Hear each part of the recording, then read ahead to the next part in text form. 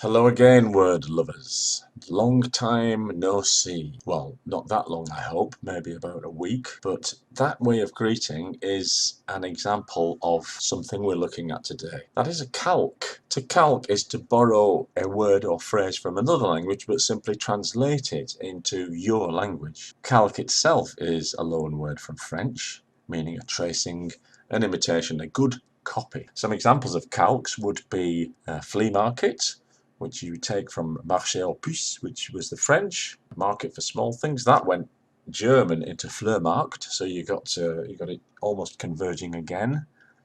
Other examples would be skyscraper being rascacielos in Spanish. The mouse of the computer is very often named after the animal in various countries. It's mishka in Russian, it's a raton in Spanish. Football is very often football, though it's calqued into Polish and into Arabic as kurt al-qadam, football. So after that slight diversion, where did we get the calque long time no see? Two possibilities here, one from Native American Indians.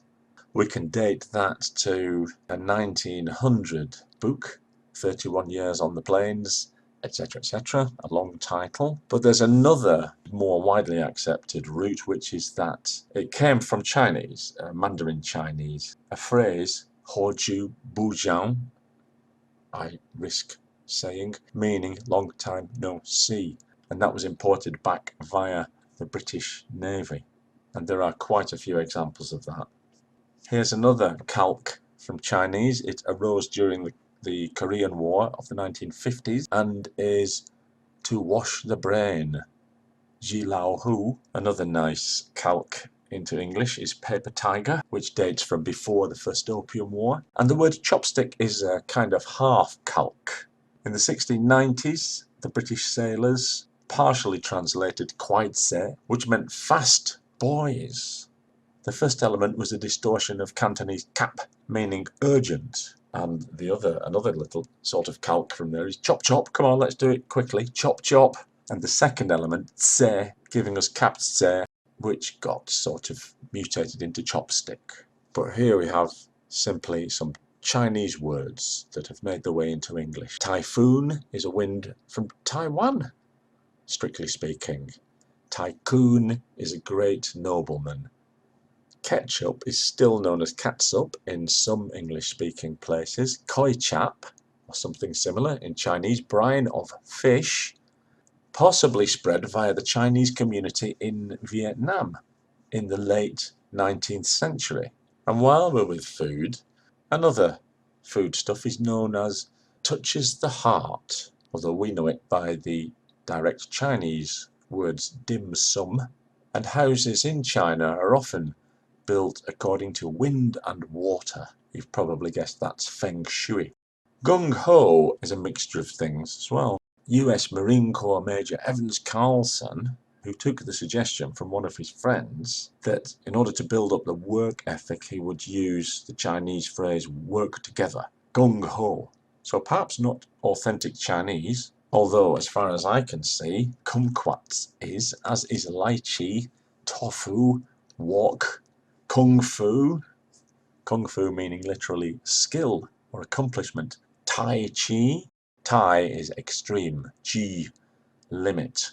To kowtow, to knock your head on the floor in a sign of subservience, I think 7 times. And back to mixtures here, tangram are from China, where they are known as qinqiao pan, which means in the inimitable Chinese way, intriguing 7-piece puzzle. But the name was changed, who knows why, possibly influenced by the word anagram and the word tan, a Chinese word to extend. That's pretty much guesswork though.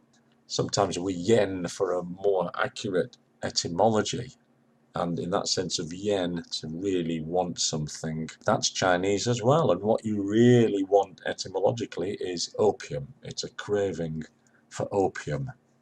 A couple of vehicles now from Chinese. Sampan is a pleasing direct translation of 3 boards, 3 planks. And rickshaw is from Japanese jinrikisha, although this originally comes from Chinese words. Jin would mean human, Li, which would mutate to Riki, meaning power, and Sha, meaning vehicle. That sounds possible to me, but despite being a Japanese word, all the elements are from Chinese. And for the first time today, we're going from Chinese to a Pi root, the root being quel, which kind of means wheel. It means to go round, to move around, which also means to sort of to live, so the places you move around in. And the knowledgeable folk in the upper reaches of etymology inform me that this would maybe borrowed from Tocharian, an extinct Indo-European language. I'll be looking at non-Indo-European languages quite soon. But I've saved the most obvious and universal Chinese word till last. This is in English, it's in Indian, it's in Hindi, it's in Russian, it's in French, it's in every word, and the word is tea. I say every language, there are often variants. It depends on the root the actual tea took. Te or tea probably came via the sea, whereas countries where it's called cha or chai would have been closer and possibly on the Silk Road.